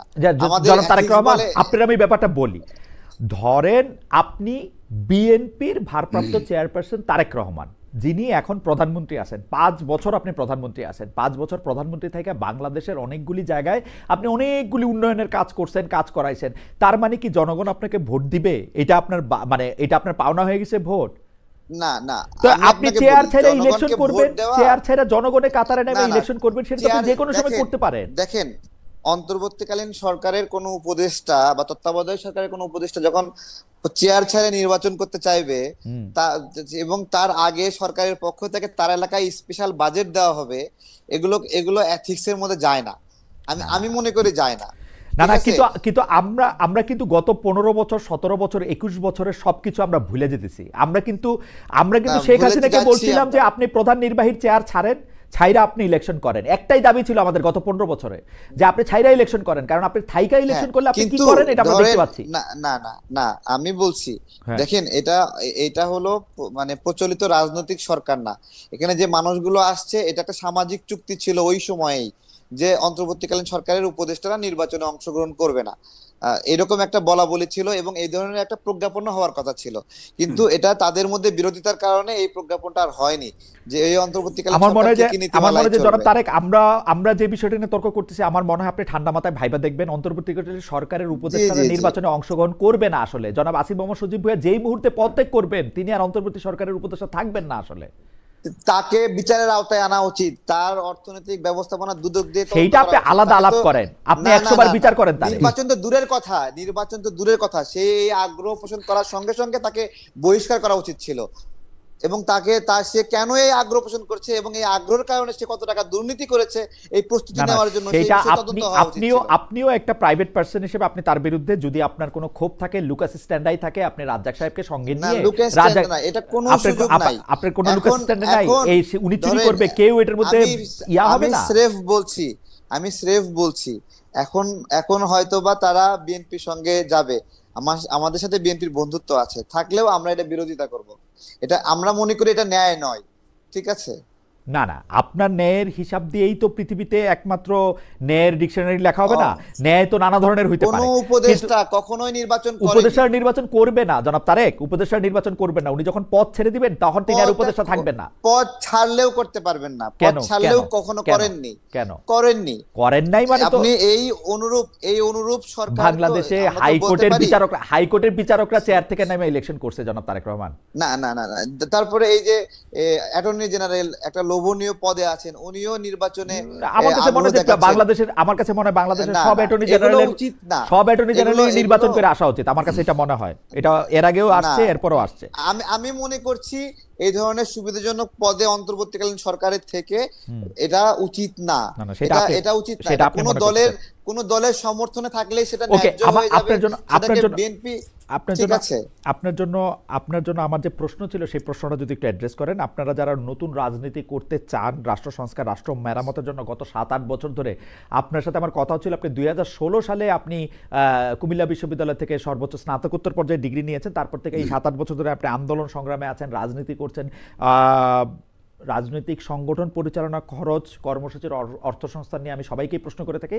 আপনার ক্ষেত্রে আপনি যদি একটু বলতেন যে আপনার দলটা আসলে আপনি কিভাবে এই ব্যয় নির্বাহ করেন, বা এইটার আদৌ কোনো ব্যয় আছে কিনা, আপনি নির্বাচন করলেও বা এই ব্যয়টা কোত্থেকে আসবে, জনাব তারেক রহমান? জি, অনেক ধন্যবাদ। আমাদের রাজনৈতিক প্রক্রিয়ায় একবারে ইনিশিয়ালি শুরু থেকেই এটা পুরাটাই মানুষের দান নির্ভর একটা। আমাদের প্রবাসী ভাইরা দান করতেন, তারপরে শিক্ষকরা, ব্যবসায়ীরা বিভিন্ন বিচ্ছিন্ন ভাবে, এবং একবার ইনিশিয়ালি কোটা সংস্কার আন্দোলনের সময়ের পরবর্তী যে সংকটগুলো আসছে, এটা পুরোপুরি বিকাশ, নগদ অথবা এই ধরনের ক্লাউড ফান্ডিং এর মাধ্যমে আমরা এটা কাজগুলো করেছি। এবং আমাদের গণ অধিকার পরিষদ যখন 2 ভাগে ভাগ হয়ে গেল, তখন আমরা এটাকে তখনও পাবলিক ডোনেশনের উপরেই আমরা নির্ভর ছিলাম। এবং আমি যেটা করতাম, যে আমি সবসময় এটা তালাশে থাকতাম যে আমার নিজের একটা কর্মসংস্থান থাকবে। সে কারণে একবারে শুরু থেকেই ফল ব্যবসা করতাম। আমি প্রত্যেকটা সিজন আসতো, আমি প্রচুর পরিমাণে ফল বিক্রি করতাম বা মধু বিক্রি করি, সেখান থেকেও একটা ফান্ডিং হয়। তো আমি আমার নিজের ফান্ডিং, আমি রাজনীতিতে আমার নিজে ব্যক্তিগতভাবে যা ইনকাম করি তার মেজরিটি আমি রাজনীতিতে আমার সম্পৃক্ত করে ফেলি। পাশাপাশি আমাদের সহযোদ্ধা, শুভাকাঙ্ক্ষী যারা আছে তারা আমাদেরকে সাপোর্ট করেন। আচ্ছা, জনাব তারেক রহমান, হ্যাঁ, আপনাকে আমরা এটা এটা আপনার হলো লুকানোর কিছু নাই, আমরা মানুষের অর্থ সহযোগিতা নেই। এটা তো রাজনীতি, তো সহযোগিতা নিতে হবে, নিজে নিজে সবকিছু করা যায় নাকি। ওকে, জনাব তারেক রহমান, আপনাকে ধন্যবাদ। অ্যাডভোকেট আবু হেনা রাজ্জাককে আমি এবার একটা অন্য বিষয়ে আপনার একটু দৃষ্টি আকর্ষণ করতে চাই। এখন একটা কথা খুবই প্রচলিত আছে যে পরবর্তী বাংলাদেশের পরিচালনা, এটা রাষ্ট্রের পরিচালনা হোক, এটা সামাজিক নর্মসগুলি ঠিক করে দেওয়া হোক, সেইটার ক্ষেত্রে আসলে কোনো পরিবর্তন আসবে কিনা। এই ক্ষেত্রে আমি উল্লেখ করতে চাই যে জামায়াতের শীর্ষ নেতারা আমাদের মেয়েদের, নারীদের যারা কাজ করতেছেন তাদের কাজের সময় কমানো, তারা ঘরে বেশি থাকলেই রাষ্ট্র বেশি তার পাশে দাঁড়াবে বলে বলছেন। আপনি এটাকে কীভাবে বিশ্লেষণ করেন যে আমাদের মেয়েদেরকে আসলে বেশি মানে কম কাজ করা উচিত, বা একেবারে কাজ না করা উচিত, না পারলে রাষ্ট্র তাকে টেক কেয়ার করা উচিত? এই ক্ষেত্রে আপনার অবস্থান কি, মানে আপনি কি মনে করেন যে এটা কি হওয়া উচিত? ধন্যবাদ খালেদ ভাই, এর বোধহয় শেষ পার্ট। জি, আমি এই বিষয়টা আজকে এক জায়গায় আলাপ করেছি, জি, সেটা হলো এই যে আপনি নারীর 5 ঘন্টা ডিউটি কমায়ে দিবেন। প্রশ্ন হলো ডিউটি কমাই দিয়ে কি আপনি পুরা বেতন দিবেন কিনা, দিলে কোন বিধানে দিবেন, আবার তারা কি তাদেরকে কমাবেন কেন, তার ডিউটি কমাইতে হবে কেন, এটা কি আপনার কোনো লোভনীয় কিছু?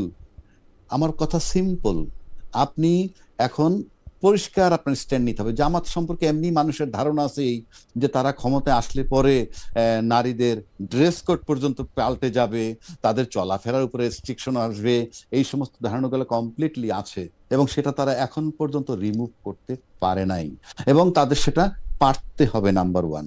নাম্বার 2 হচ্ছে, খুব সহজ বাংলায় যদি বলি, হয়তো এ তো হাডুডু খেলা না, এ শহীদুদ্দিন ঠ্যাং ভাঙ্গার ষড়যন্ত্র। এই 5 ঘন্টা ডিউটি কমাই দিয়ে কি তাদেরকে ঘরে ঢুকানোর পদ্ধতি কিনা, এটাও আমাদেরকে বিবেচনায় নিতে হবে। এবং এটা যদি হয়, আমি ডেফিনেটলি এটা সিরিয়াসলি অপোজ করি। কারণ পৃথিবীতে আপনি এই জায়গায়, পৃথিবী এই সিস্টেমে চলবে না।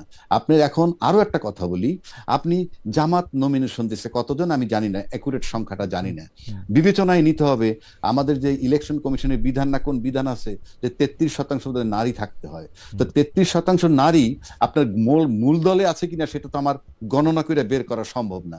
এটা জাজ করার ক্ষেত্রগুলো হলো কমিটি, মনোনয়ন। সেক্ষেত্রে মনোনয়ন যে দিছেন তাতে কত পার্সেন্ট দিছেন, 33% দিছেন কিনা, 1 নম্বর। 2 নম্বর, যদি না দিয়ে থাকেন তাহলে আমি অবশ্যই সেটা অপোজ করি যদি বিধানটা থেকে থাকে। 2 নম্বর আসি, আমরা বিএনপি কেও দেখেছি যে আমরা যদি জামাতের সাথে কম্পেয়ার করি, অবশ্যই আমরা বিএনপি কে জামাত ভাববো না, কিন্তু বিএনপি যে 237টা আসন দিছে তার যদি 33% আমি নারী ধরি তাহলে 70-75টা নারী নমিনেশন দেওয়ার কথা, কিন্তু সেটাও হয়নি।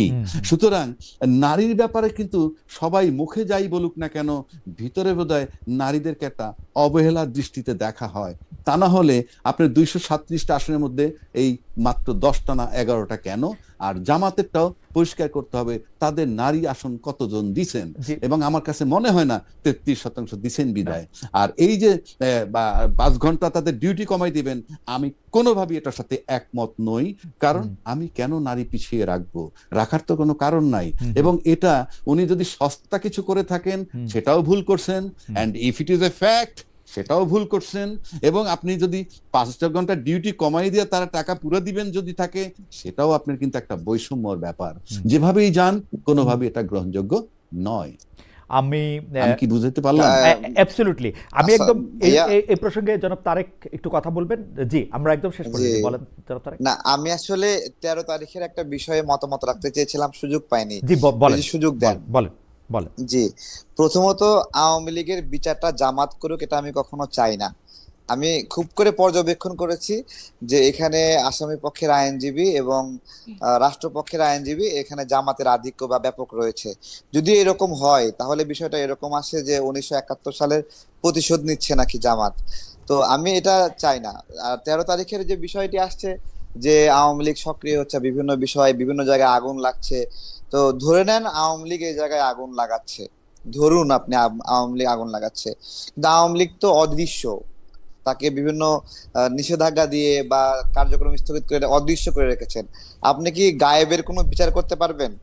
আর আওয়ামী লীগ আপনার হলো যদি এইভাবে গায়েব হয়ে থাকে তাহলে সেটাকে মোকাবেলা করবেন। ধরেন বিমানবন্দরে যে আগুন লাগছে, সে আগুন যে লাগলো, ধরুন আওয়ামী লীগ আগুন দিছে, বিনিময়ে কি 20টি আওয়ামী লীগ নেতার বাড়িতে আপনি আগুন দিয়েছেন?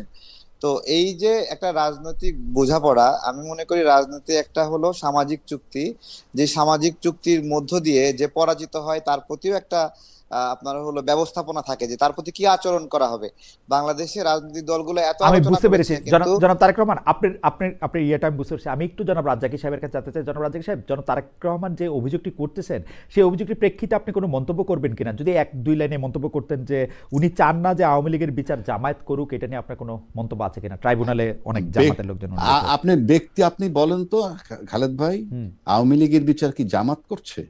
আমি আমি আমি এই মন্তব্য করি নাই, এটা জনাব তারেক রহমান নো করছেন। নো নো নো আপনি নো আপনি নো আপনি না, এটা আমি বলুন। আমি আপনার কাছে জানতে না, চাই আমি তো আওয়ামী তাজুল লীগের ইসলাম বিচার সাহেবকে জামাত। চিনি, আমি তাজুল ইসলাম সাহেবকে চিনি, যিনি মানে এইটার প্রধান। তিনি তো এবি পার্টি করতেন। এবি পার্টি প্র্যাকটিক্যালি উনারা যেটা দাবি করেন সেটা হচ্ছে জামায়াতের এন্টিথিসিস অনেক জায়গা থেকে। আমি জানি না বাকি না, জানি। তাজুল ইসলাম তো ওই আপনার হলো যুদ্ধাপরাধী মামলার আসামি পক্ষের আইনজীবী ছিলেন, তিনি আবার রাষ্ট্রীয় পক্ষের না, আইনজীবী হয়ে গেলেন। এটা একটা আমি fact আমি একটু বদলে গেল না? আপনার কেসটা বুঝতে পারছি। আমি একটু জনাব অ্যাডভোকেট রাজ্জাকির মন্তব্য আমি একটু শুনতে চাইতেছিলাম যে এটা আপনি না উনার না, আমি তো মন্তব্যের আপনার প্রেক্ষিতে কাছে বলেন। জানতে চাইছি, আপনি কি আদালত বিচার করছে? আপনি আদালত বিচার করছে, জামাত বিচার করছে, এই কথাটা কেন আসলো? না, সেইটা মানে হয়তো বিচারকরা তারেক সাহেব যেটা বুঝাতে জামাত, পারতেছেন যে হ্যাঁ না, বিচারকরা জামাতপন্থী। আমি তো জি আমি তো অ্যাবসলিউট টার্মে বলতেই পারবো না। জি তারেক সাহেব তো অ্যাবসলিউট টার্মে বললেন জি যে জামাত বিচার করতেছে। আমি সেটাই প্রশ্ন করতেছি, তিনজন বিচারক ফাইনালি কিন্তু কলমের খোঁচাটা দিবেন বিচারক, তারা কি জামাত? তারেক সাহেব, আপনি এক কি নম্বর। তারেক সাহেব এটাকে আপনি প্রশ্নের উত্তর দিবেন? তারা কি জামাত, যারা বিচারক আছেন তিনজন আহ, বিচারক না, ট্রাইব্যুনালে? আমি আমি যে অবজারভেশন থেকে বলছি সেটা আইজিপি মামুনের আইনজীবী বলেন, তারা তো জামাতপন্থী। অন্তত বিভিন্ন বিষয়ে এখানে জামাতের আধিক্য এবং জামাতের ব্যাপক প্রভাব আছে। এবং আমার কাছে এই ফ্যাক্ট মনে হচ্ছে যে জামাত আওয়ামী লীগের বিচার করছে। তো এইটা জামাতের আওয়ামী লীগের বিচার করা উচিত না বা অধিকার নাই, কারণ সেটা যদি হয় তাহলে এটা ৭১ আমার প্রতিশোধ আমার মনে হয় এরকম যে একটা আপনার বাস্তবতা মন্তব্যটা আছে। আমি বুঝতে পারছি। জনাব রাজ্জাক, আপনি জি যদি জি আপনার জি মন্তব্যটা করতেন যে আপনার কাছে আপনি না না, আপনি আমার কাছে মনে হয় তাইলে তো ওই যে দলবিহীন যে জনগণ আছে আমাদের দেশে, মানে সব মানুষ তো দলের সাথে সম্পৃক্ত না, সেই দলবিহীন জনগণের ভিতর থেকেই আনতে হবে বিচারক, না না আনতে না না, হবে আমি আমি আইনজীবী, আমি একটু জনাব তারেক সাহেবের আনতে প্রশ্নটা হবে। একটু রিফ্রেশ করি। জনাব রাজ্জাক, সেটাই আমি কি তারেক উচিত সাহেবের না? তারেক সাহেবের তারেক একজন সাহেবের বিচারক প্রশ্নটা আমি একটু কি রিফ্রেশ করি। দল নিরপেক্ষ ব্যাপারটা হওয়া হচ্ছে উচিত কি, না? হ্যাঁ, আওয়ামী লীগের নেতৃবৃন্দের, শেখ হাসিনা সহ অন্যদের বিচার করার ক্ষেত্রে কি বেছে বেছে যারা শেখ হাসিনার কাছে ভিকটিম হয়েছেন, বিশেষ করে এই ক্ষেত্রে জামাতে ইসলামীর লোকজনই আনা হয়েছে কিনা, যেটা তারেক সাহেব মনে করতেছেন যে এটা ন্যায় বিচারের পরিপন্থী হইতে পারে? আমি কিন্তু আপনাকে বলছি, আপনি বলেন কোর্ট বিচার বিভাগের উপরে না, আপনাদের প্রশ্নের আস্থা ইয়াতে আছে আপনি প্রশ্ন কিনা? করলে তো আমি প্রশ্নের না, এগেইনস্টে না, প্রশ্ন করবো করলে তো না আমি কেন? কেন, আমি আপনার তো কাছে জানতে hypothesis চাইছি। বলতে পারবো না আমি আপনার যে কাছে জানতে চাইছি, বিচারকগুলো আপনি বলেন যে হয় জামাতের নাই। কিনা। আমি আপনার কাছে বিচারকগুলো জানতে চাইছি। জামাতের শোনেন, কিনা। বিচারক আমরা গুলো শুনেন, জামাতের কিনা, এই তো আমরা ঠিক আছে। আমরা বলি, শুনেন আচ্ছা, শুনেন একটা এটাই কথা বলি বলছি। খালেদ ভাই, শুনেন, আমি বলি, আমরা আমাদের জায়গাটা কোথায় নিছি জানেন? হুম আমরা যারা মুক্তিযোদ্ধা ছিলাম, হুম ৭১ সালে, হুম, মানে আমি আমার রূপকর্তে বলছি, রাইট, হ্যাঁ, যারা মুক্তিযোদ্ধা ছিলাম তাদের জন্ম কিন্তু সব পাকিস্তানে, হুম এবং মুক্তিযুদ্ধের পক্ষের শক্তি যারা দীর্ঘদিন দেশ শাসন করার পর কিন্তু দেশ ছেড়ে চলে যেতে হয়েছে। হুম কেন যেতে হয়েছে সেই আলাপের কোনো দরকার নেই। আর আজকে যারা স্বাধীনতার পরে জন্ম নিছে তাদেরকে আমরা রাজাকার বলছি। মানে আমার কাছে সূত্রটা কি? মানে আপনি যে বলতেছেন, আপনি অ্যাকশন দেখেন না। রাজ্জাকি আপনি ভাই, না না, আমি বলি তারেক আপনি ভাই আমার শুনেন, বড় ভাই, শুনেন। শুনেন, আপনি না, আমার না, বড় ভাই, জাস্ট না, 30 তারেক ভাই সেকেন্ড শুনেন, সুযোগ দেন যদি। আচ্ছা আমি 30 বলেন, সেকেন্ড সুযোগ দেন। আমি বলিনি, 30 আমি সেকেন্ড, বলিনি। 30 সেকেন্ড, আচ্ছা বলেন, 30 সেকেন্ড। জি জি হ্যাঁ, বলেন, দেখেন ঠিক আছে। দেখেন আমাদের বয়সের যুবকদেরকে রাজাকার বলা হয় না, বলা হয় যে বলে যে গোলাম আজমের বাংলা স্লোগান দেয় তাকে ওই ওই একই ধরনের ট্যাগিং করা হয়। যে কিন্তু গোলাম আজম তো নিজে কখনো এই বাংলাদেশ চাননি, সে বলেওনি কখনো আমার সোনার বাংলা বা এই বাংলা আমার, না না তাই না? সেই না, না, জন্যই কিন্তু না না, এই আমি স্লোগানটা আমি একটু যখন আমি একটু জাতীয় আমি একটু সঙ্গীত গাইতে অ্যাডভোকেট বাধা রাজ্জাকির, দিচ্ছে, আমরা একটু অ্যাডভোকেট রাজ্জাকির যে জাতীয় সঙ্গীত গাইতে বাধা আর্গুমেন্টটা আমি দিচ্ছে, শুনতে তাকে আপনি কি চাইতেছি। বলবেন বলেন? আর্গুমেন্টে কি মানে জাতীয় যারা যারা জাতীয় স্বাধীনতার সঙ্গীত পরে গাইতে জন্মাইছে যে তাদেরকে, মানে সেইটা নিয়ে আপনি মানে মানে তাদের আমি জন্মানোটা যেহেতু না, না, পরে সেটা বলতে না, চাইতেছে। না না, আমি বলি হ্যাঁ, আপনি যদি argument কি? মুক্তিযোদ্ধা রাজাকারের সঙ্গে আজকে আনতে চান, হ্যাঁ, আমি এটা আমার কিন্তু এটা হাইপোথিসিস বা একাডেমিক বলতে পারেন। জি জি বলেন। 71 সালে যারা রাজাকার ছিল হ্যাঁ তারা কি? তারা ছিল তখন যারা স্বাধীনতা চেয়েছে তাদের বিরুদ্ধে, এবং যারা পশ্চিমারা আমাদেরকে গুলি করে মারছে তাদের পক্ষ অবলম্বন করছিল রাজাকাররা। এবং তখন তো সেটা পাকিস্তান ছিল, দুইটা দেশ ছিল না। দুইটা দেশ তো হলো 71 সালের 16ই ডিসেম্বর। একটা দেশের মধ্যেই কিন্তু